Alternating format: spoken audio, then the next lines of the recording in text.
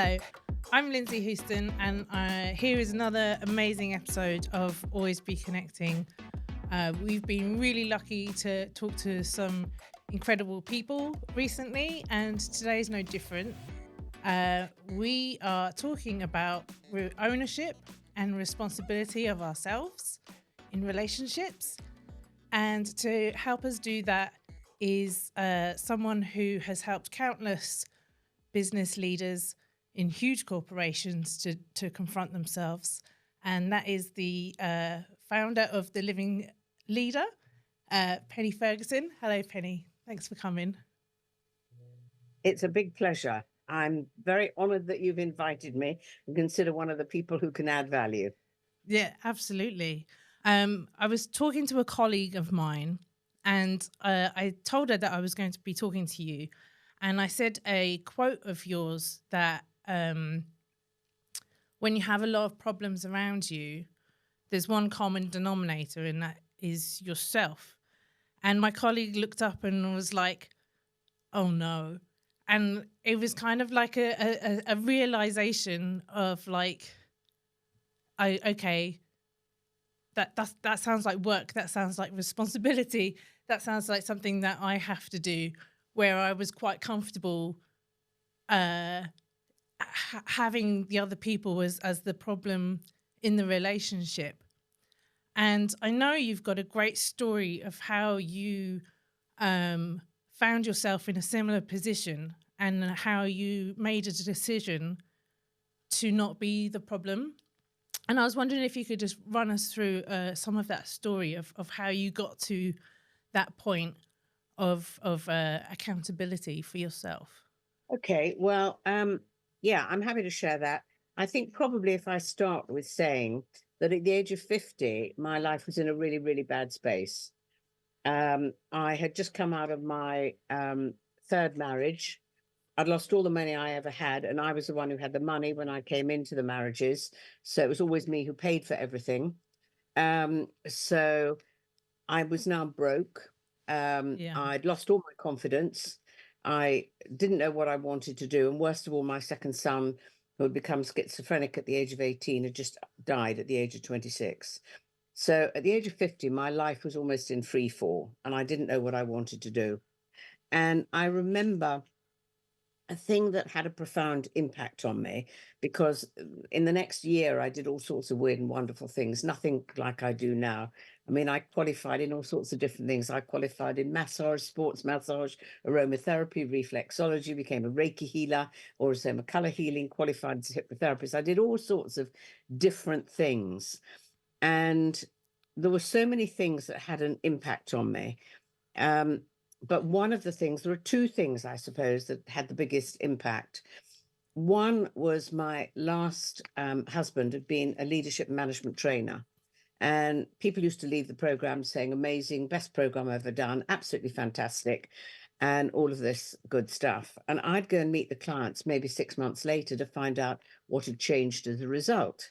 And the thing I could not get my head around at all was that the more questions I asked, the more I realized that at best they'd forgotten 80% of it within 6 weeks. Yeah. At worst, they'd forgotten all of it. But more importantly, I couldn't identify any behavior change.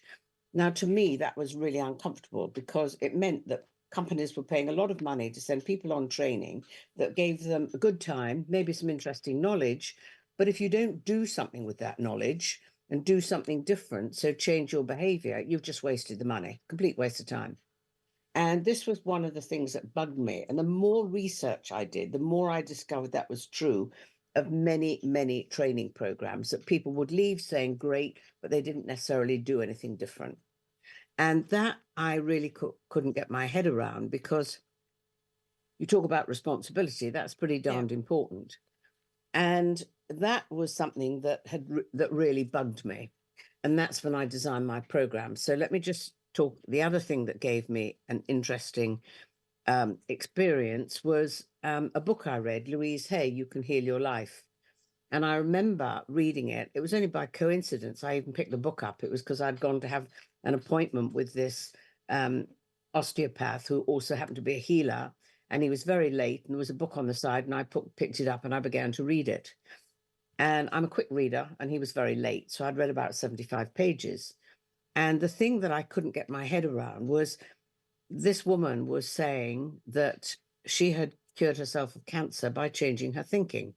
And I remember sitting there thinking, this is a load of rubbish. Yeah. But anyway, I said to him, can I borrow the book? And I took the book home with me and I finished it that day. I then went out and bought every book she recommended in her bibliography. And all of them were saying the same things: change your thinking, change your life.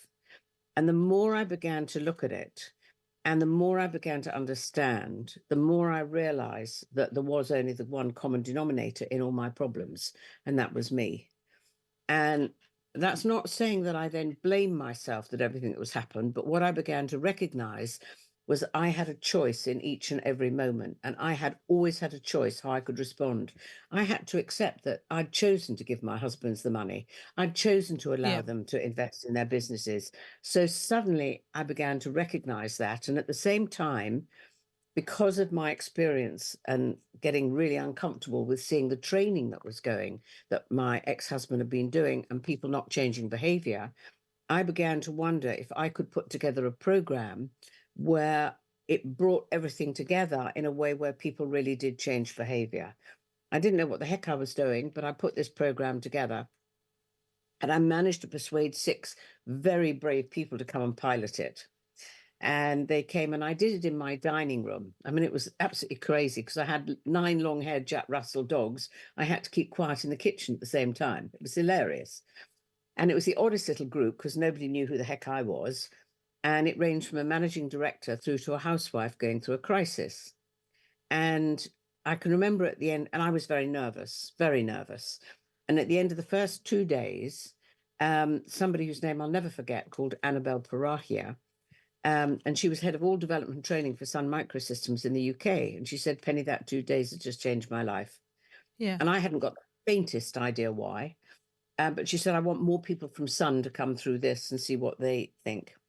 And that's how I designed my program. And the learning for me was fascinating because I realized the more I delivered the program that I'd never understood leadership before. I Yeah. never understood that leadership was absolutely the foundation of every minute of every day of my life. I'd always thought of it as a set of skills that you picked up when you went into the workplace, but it isn't. My most important leadership role was that of a parent, and I was screwing up, getting it badly wrong.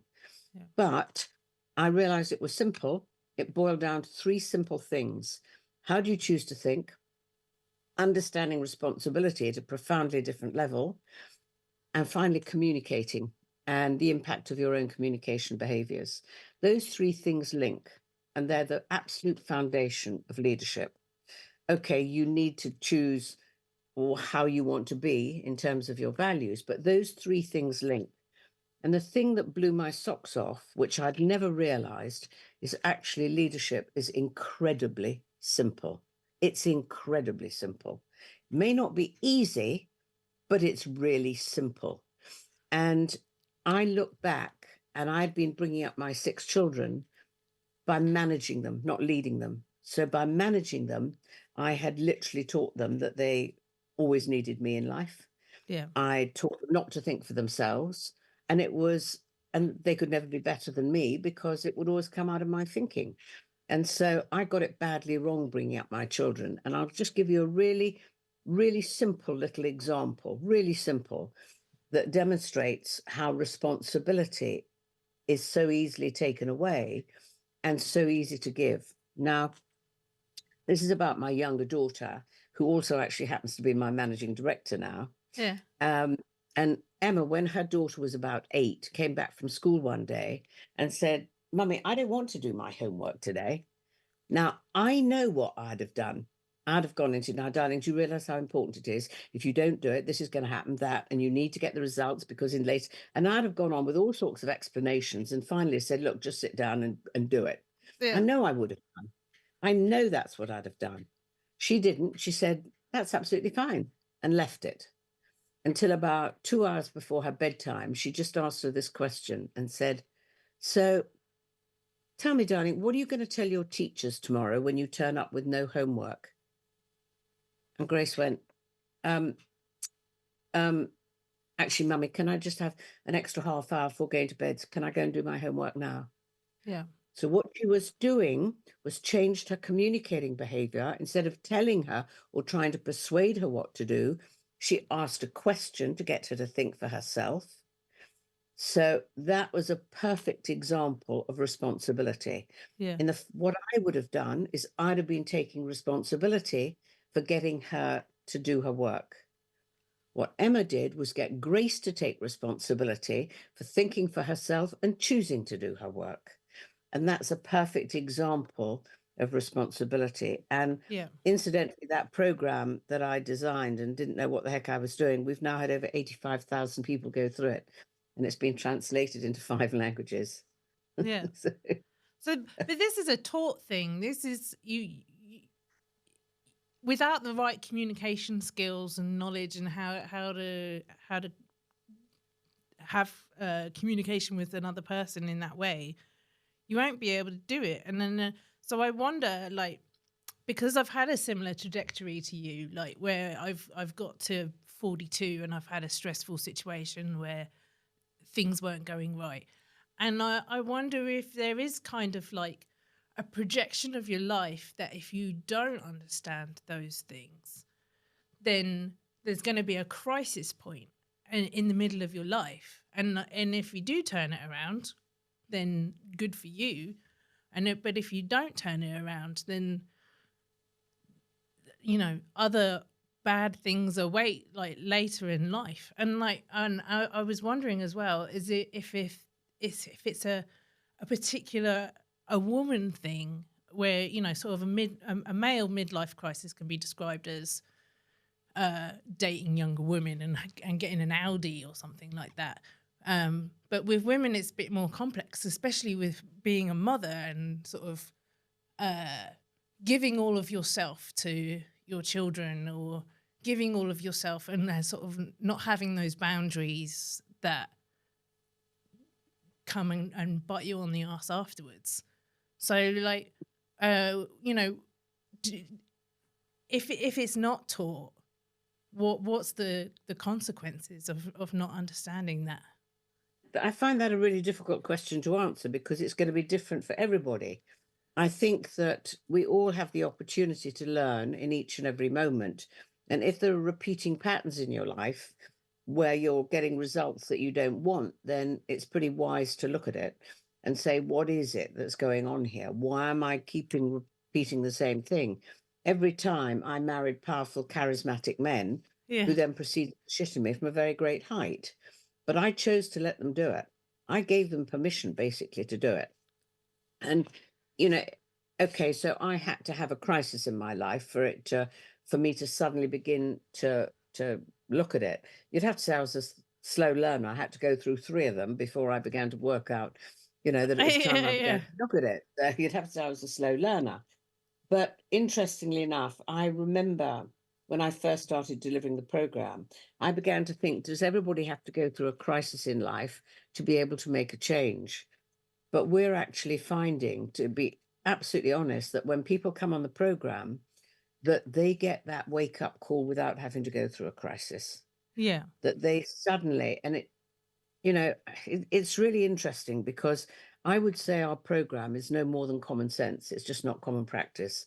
I would say that what we're doing is bringing back to people's conscious awareness that which at some level they already know. yeah, But we seem to have found a way, with some miracle, we seem to have found a way where people really get it just from coming through the program. I think it's the way we've linked everything together. And they don't have to go through a crisis. And I'm talking about we can get some very senior people coming through the program thinking that they know everything about leadership. And even by the end of day one, they're going, oh my God, why didn't I do this 15 years ago? yeah, This is extraordinary. And it all it is common sense, literally. It staggers me the impact it has on people. yeah. And But you it don't know what you don't know, do you? You like, no, because if bad things are happening to you, then it's like, oh,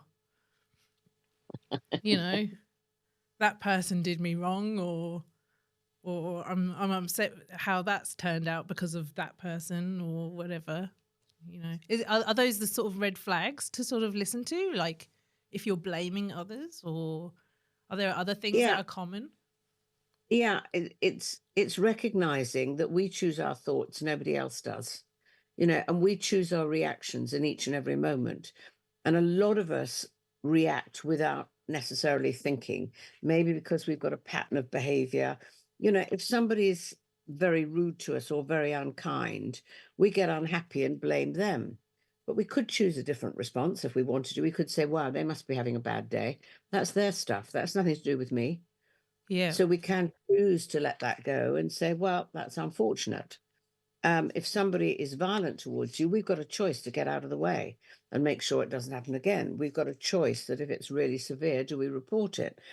But blaming other people for who we are, I blamed my husbands for years for treating me badly. I chose to let them do it. I did. And it was a long time before I was really happy to acknowledge that. I was so excited at the thought I could turn my life around. That was amazing for me. Yeah. And I worked at it so hard, turning my life around. And it was a massive turnaround. And it took time, but it Yeah. was longer before I stopped blaming my husbands. I found that quite difficult to let go of. I wanted to blame them, but the more I looked at it, the more I thought, hang on, I chose to let them do that. I chose to let them get away with it. I chose to let that one go and have an affair with somebody else and pretend I didn't know about it just to keep the peace. There was things, and I just made really stupid choices. And so that for me was huge learning, huge learning. And what was the process like in terms of time? And do you is it a continuous practice? Like Never are you stops. still a work in progress? Oh God, yes. Yeah. I don't now deliver my program. I chose when COVID hit to have that moment where I said, right, okay. So I personally now don't deliver the program. I do public speaking, I do all sorts of other things, but I don't deliver the program now. Um, but the interesting thing is sometimes I'd get asked questions on the program and I'd think I'd come out of it and I'd think I answered that very well, but I think, but I'm not doing it. I'm forgetting, not doing it. So I'd keep reminding myself, but I'm still a work in progress and always will be. Yeah. It's very easy for me still to slip into the pattern of one of my children has got something wrong. I find it very hard to not give advice. When you really care Yeah. for somebody, you want to give advice. And I Or don't think when you're that ever leaves. spinning plates, if you're in charge of something, sometimes, Yeah, I mean, this happened when with my firstborn. I knew how to nurse, I knew how to soothe, and it was harder those first few times to give it to my partner for him to learn how to do it. Just yeah. give it here, let me do it. So like it's hard to. Sometimes it is harder to do it that way. So it's not. I guess it's not a. Sometimes it's not just a change in the thinking. It's actually going down a harder road. Sometimes, would you It's agree? it's a change in behavior. It is. And there's so many people who say it when they come on the program. To start with, one of the things we do is give people an opportunity to see how they really communicate as opposed to how they think they communicate. And nearly 99 times out of 100, people are shocked. They find it really fascinating and yet almost painful that the way they're communicating is probably not the way they thought they were communicating. And we get them later in the day to have another opportunity to communicate. And you can see them trying to communicate differently, and they do really well. But then when you ask them the question, how much did you have to think about it? Every one of them puts their hand up and said, I had to think about it. I had to think about it, which says it's not natural. Our Yeah. instinct is to help people all the time. And by helping them, we give advice. And the minute we give advice, we're saying, you're not up to doing this without me. You're not capable of thinking for yourself, and you'll never be better than I was yesterday. And that is scary. And it sounds Oh, like a bit of an ego thing as well. the sort of to stay above them. Do you I think? don't think we think of it like that. I really don't. It may be occasionally, but that's not typical. Yeah. In Okay. my experience, it just is that we want to help people, and we believe by giving them the benefit of our wisdom that we're helping them. And learning that that may not be the best thing to do, we're actually diminishing them, is not easy. I mean, I'll share with you another thing that is really interesting, and that is what we're very apt to do is focus on what people are doing wrong rather than what they're doing well. And the Yeah. reason I think we do that is we look for what they're doing not so well so that we can help them, give them advice how to do it better next time. Now, it's a there's a few expressions that I love, but this is one of them. Be careful what you look for because you might just find it. If you Yeah. start looking for what people are not doing well, that's what you're going to find. And then And that's it's a all you'll matter think of about. Think about. it's a matter of retraining your thinking so that as opposed to looking for what people do badly, you look for what people are doing well. And you look for what people are doing well so that you can tell them. You can actually tell them and say, I noticed that you were handling that conversation so well. You were building a great relationship with that client. Or I really value the way that you were listening to that person. It was great. You just look for anything, however small, to tell them. Because when you think about it, if you tell somebody they're doing something well, doesn't matter how good it is, they want to do it better next time. So, for example, silly example, let's say you've got a child who's a pain in the butt, they're untidy, their room's always a pigsty. When they come in, they kick their boots off any old where, they drop their coat on the chair, they don't hang it up, all of that good stuff, okay? Yeah. So let's imagine that they're always being criticized. It doesn't change their behavior, it just gets you stressed and then pissed off. Supposing you look for an opportunity, any opportunity, however small, they walk in one day and by accident they hang their coat up. You notice it immediately. Darling, thank you. I really appreciate your hanging the coat up. That's one thing I now don't have to pick up. Thank you. Yeah. Now, what do you think they're going to want to do next time? Oh, that felt nice. Maybe next time I'll put my boots away as well. What you're doing is by little steps, you're beginning to encourage them and you're focusing on their strengths, not their weaknesses. But that doesn't happen a lot of the time. I didn't do it with my children. I told them I loved them all the time, but Yeah. I didn't notice the little things they were doing well. And in the workplace, a lot of people say, well, I'll only praise when it's exceptional. That's ridiculous. You think of the person who's underperforming. You think of the person who probably wakes up at 3 o'clock in the morning and they're worried because they know they're not doing things as well. And then they've got somebody breathing down their neck, supposedly trying to help them. Yeah. If they're not feeling great, what's the likelihood of them improving performance? Start looking for little things that you can tell them they're doing well. And guess what? They begin to feel better about themselves. And suddenly there's a real opportunity for them to begin to build on their strengths.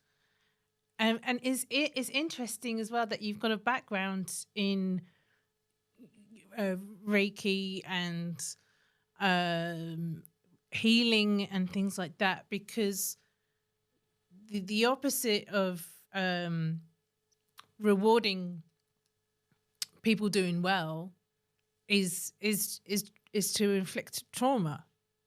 Um, so maybe that plays into a sort of midlife crisis as well, where you have not had the communication of a leader in your past, and that has played into a language trauma or a relationship trauma that will just always play out again and again through generations I without don't, you knowing. yeah, I don't know that it's possible because that impacts your belief system. You begin to believe certain things are true. And once you believe something to be true, you look for evidence to say that it is true. So even in a very simple way, um, again, silly example, but easy to give, is when you get a situation that somebody does something to irritate you, and you just feel irritated. And the Yeah. next time you meet them, they do something else that irritates you. And honest to God, it can get to the point where they can't even come in to meet you to say good morning without it irritating you. Now, the interesting thing is this: you believe that person's irritating, but you now believe that, and so you look for evidence to say that it's true. Yeah. So you're looking for it all the time. So if they do something nice, you almost don't notice it. But supposing you made a conscious choice to think differently, and you decide, when that person, I meet them, I'm going to look for something really nice about them, something that I really like. Yeah. And they come in the next day and they do something really kind or thoughtful, and you notice it and you tell them. And the next day you say, right, I'm going to do the same thing again. I'm going to look for something else. At the end of a week, they won't irritate you anymore. You'll see them very differently. They haven't changed. You have. Yeah. And that's what, that's why I say in each and every moment, we do have a choice. And it's very easy to look for things that are wrong rather than looking for things that are right. No, One of the things that we say to people, start getting an attitude of gratitude. And we give everybody in our program a book so that they can begin to think about things they're grateful for. And, I've probably got books here that I've fully filled, even up on my shelf. I have a special book, a gratitude book. Yeah, I can see one, a gratitude book. And I write in it every day. In fact, hold on, let me just see if I can get one done.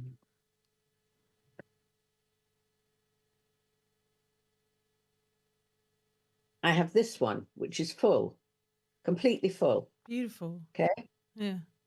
It's a lovely book, and I write in it, not always every day, but 3 or 4 times a week. I will write in it things I'm grateful for.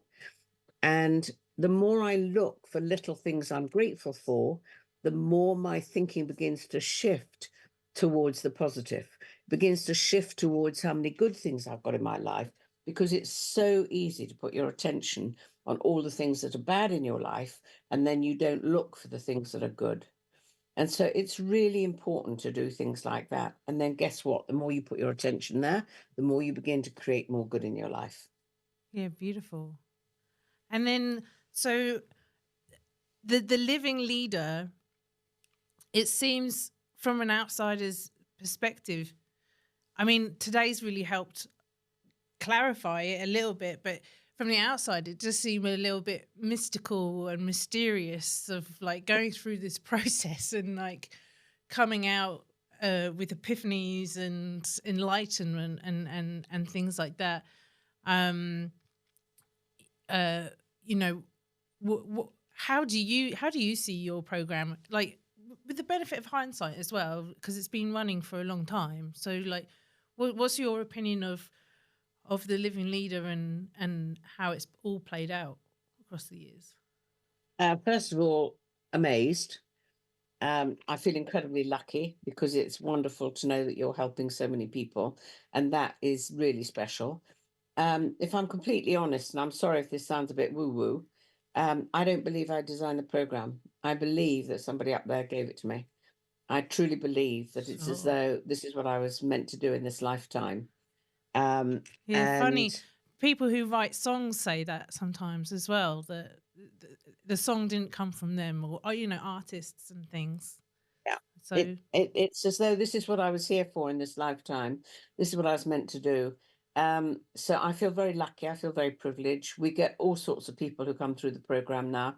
It's not just people from big corporates.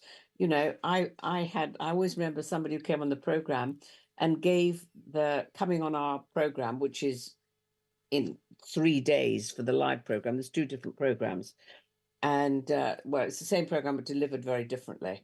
And she gave it to the program to her mother for a Christmas present, and her mother at the time was, I think, nearly 70. So she thought it would be great for her. So and we're now just doing a young people's program so that young people can begin to have the best opportunity. And that's we are so good. actually, I That's don't such know a good if idea. this would, the other program, and this came about through COVID, is when COVID hit, of course, all live training had to stop completely. So I spent the first 6 weeks of COVID talking to a telephone, filming the entire program. And we now have it as a virtual program, and it's spread over 10 weeks, 11 sessions, 90 minutes per week. And so people can do it in their own time.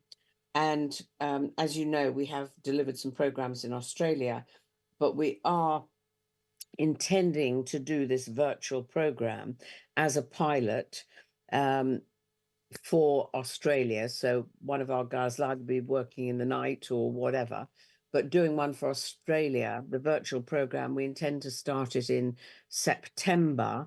So if you'd like to put it up on the podcast to say when, I do have to just look up, Katie sent me. We're doing it at less money than we'd do it over here, because this is a pilot, and it's going to be 1,250 Australian dollars for the 10-week program. So if anybody's interested, if they'd like to contact you or contact me, Penny at thelivingleader.com, saying, yeah, I'm really, really interested, tell me more, then we're happy to do that. But Yeah. as you know, the programs that we run in Australia get rave reviews, absolutely rave Yeah. reviews. I think you've got a big following over here, Penny. I think once you put word out that it's being run as something anyone can join in on, well, who has a bit of cash. It is. And it's interesting. I went and did a speaking engagement to a lot of marketing directors at the Marketing Academy literally a couple of weeks ago. And somebody said, why don't you do this for mothers? I said, I don't need to. Mothers can get on the program. They said this could transform the way you bring up your children. It's so good. Yeah. And it's true. It is. Leadership is a foundation of every single part of life. For me, it's just the foundation. And once you really get it, and once you get on the journey, you almost never want to get off it, because the impact it can have on your life is crazy. It's absolutely crazy. Yeah. Lots of positivity. Oh, it is. It's amazing. Yeah, beautiful. And if they want to look up some more, have you got some socials, website that they can go and see? Go on LinkedIn. Find me on LinkedIn. There's probably lots of Penny Fergusons, but if you find one with a dog, you'll know it's me. Photo of me with a dog, it's going to be me. No question. So find me on LinkedIn. That's the one that we're on the most. Yeah, okay. And also, it may interest people that on the last Thursday of every month, there's something that I do called Conversations with Penny. And it's an hour. And obviously in Australia, because we do it at 12 o'clock to 1 o'clock, that'll be the middle of the night. But if you sign in, it's recorded, so you can watch it later. And I will have an hour's conversation with people who I think are amazing, who have changed their life in some way, shape or form, who live and breathe leadership all the time. And so people love those conversations. So, and there's lots you can look back on as well. So that's always good. So we're always putting things up. Obviously, they can look on our website, which is really easy to find. It's just called thelivingleader.com. Yeah. So, and I think on your personal website, me. I think on your personal website as well, there was a 4-part video series that really deep dives into your own story. And I found it absolutely fascinating. So it reminded me, because you were talking about your dogs, and your dogs feature quite heavily in the 4-part video series. But really worth it whilst you're getting ready for bed or whatever, to put that on your phone and have a look. I'm amazed that you've been to look at that. Yeah, that's my personal website that I haven't touched for probably the last 10 years. But I think it's still up there, isn't it? Just pennyferguson.com. And there's, as you say, the 3 or 4-part series where I was interviewed. And I seem to remember there was a dog in the chair, on the chair behind me, wasn't there? Yeah. It was slowly, gradually falling off as we fell asleep. There's a few dog interruptions, yeah. Yes, sadly, Patch has now left me, which is very sad. Yeah. Very sad. And you got 9 at the moment? 9 for Jack I've only got 3 at the moment. Yeah. One is I got new puppies. I've got one that's only a year old and one that's only 5 months old, because I've lost 4 dogs in the last 4 years. Breaks my heart. Absolutely breaks my heart when I lose them. Yeah. And there's only one in here with me at the moment, I think. Yeah. Beautiful. So what else can I tell you? Anything? Look, I think that's plenty. I really like reframing your thinking. And that it's a challenge, and that it's not something that comes easily, and it's something that's practiced, and something that is conscious. And it is a bit of an eye roll to sort of to yourself, to like, oh, like it was so easy to blame them, and like now I have to sort of figure something out for myself of what part I played in that. And that's hard. That's hard to do. And interesting as well that in your 4-part series you said that you are actually able to have quite good conversations with your ex-husbands. And Yeah, unfortunately, yeah, I became good friends. I was due to have lunch with my first husband the week that he then died, unfortunately, so didn't get to have the lunch. But we became good friends. My second husband, I actually became very close to. He only died about 18 months ago. And we even used to take holidays together with the children. yeah, So we became good friends. My third husband, I would choose never to have anything to do with ever again. His values are so far away from mine. Um, sure. but And that's okay. yeah, it's okay. It's absolutely fine. Yeah, But no, it's been an interesting journey. yeah, yeah. Beautiful. So if if you had to just sort of describe what your story was with the living leader, do you think it's accountability? Do you think it's positivity? Where would you sort of put the theme of Okay. that? I think the thing that has been my biggest and most important journey is finding the courage to be authentic. And that has challenged me on a couple of occasions, or it did early on, and made me really have to think about me and how I wanted to be. Yeah, And again, I will share with you one of the things that happened was, and this was quite early on, I'd only started the business, probably been going about a year, and somebody got this really odd idea that they thought I could be a very good coach to work with the CEO of ICI Acrylics that was based in Brussels. And I was thinking, I'm not a qualified coach. I've never been trained to be a coach. Everything I do is instinctive and so on. yeah, But anyway, she thought it'd be a good idea. So anyway, he said he was curious to meet me. So I flew over to Brussels to meet him. Nervous as hell I was. Flew over to meet him and went in to his office. And he greeted me very warmly. He said, hello, really nice to meet you. You've been recommended for me to work with you. And tell me, what are your qualifications? And of course, immediate panic because I don't have any qualifications. Literally, I don't have any. And inside, you're wanting to sort of waffle your way through it about yeah, experience and everything else. And I didn't. I just looked at him and I said, I don't have any. I'm a housewife who had a dream. And he yeah. just looked at me and said, I think we'll go out for dinner. And I coached him and I learned as much from him. He was amazing. He was the one who gave me the courage to do it on my own. Because Yeah, another company approached me to bring my program in with them. And he was the one who said, don't do it, Pen. You're unique. Don't do it. You go your way. Might take you a bit longer, but you go your way. He was amazing. I was heartbroken when he died. yeah, And the other time that was interesting was I got asked to go and do a speaking engagement. And this was to about, I don't know, 150 people, more men than women by quite a lot, and mainly IT people, so quite a lot of left brain thinkers. And they asked me to talk about responsibility. Now, when I talk about responsibility on the program, I will share how I learnt it, where I screwed up, where I got it wrong. I share about me and my personal story. And you could see some people sitting on the edge of the seat saying, oh, wow, this is amazing. And others going, oh, God, too much information. We don't need all this stuff. yeah, And at the end of it, I got the feedback afterwards, exactly that, ranging from fabulous through to we don't need all that personal stuff. Really, it's too personal. And I had to think about it. And I thought about it for about a month. I thought, okay, I've got a choice here.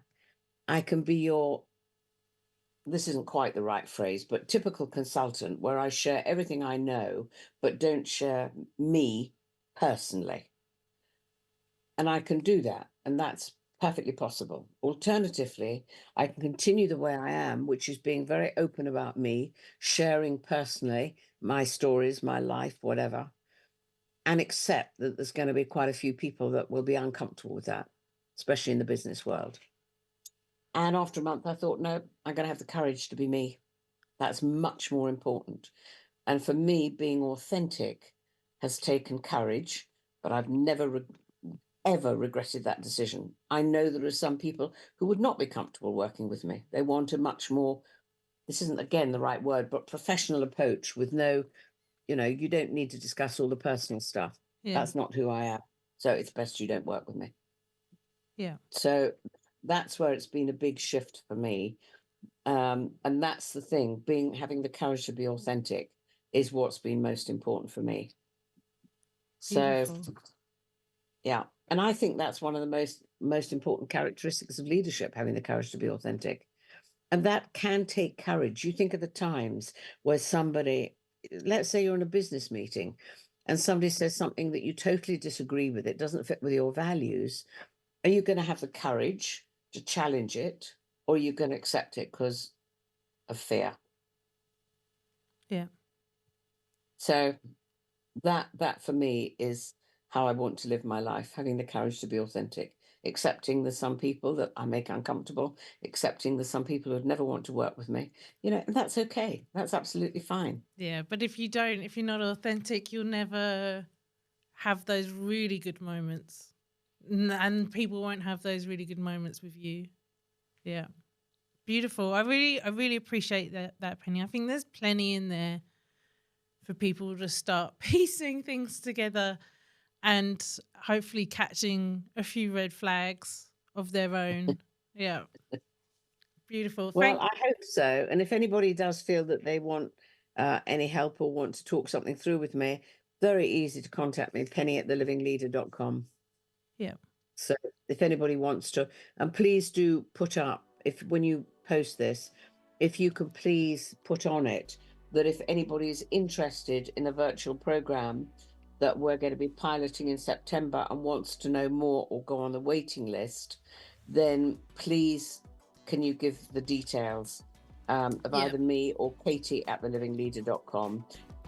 If you could put that up and let people so they can email us and let us know. Yeah. I'm interested. I want to know more, whatever. Yeah. And like I said before, you got a bit of a network over here of Penny fans, Living Leader fans. So I'm sure it will get shared around. Thanks, Penny. It's a real pleasure. Have a beautiful day. I thoroughly enjoyed talking to you. Thank you for inviting me.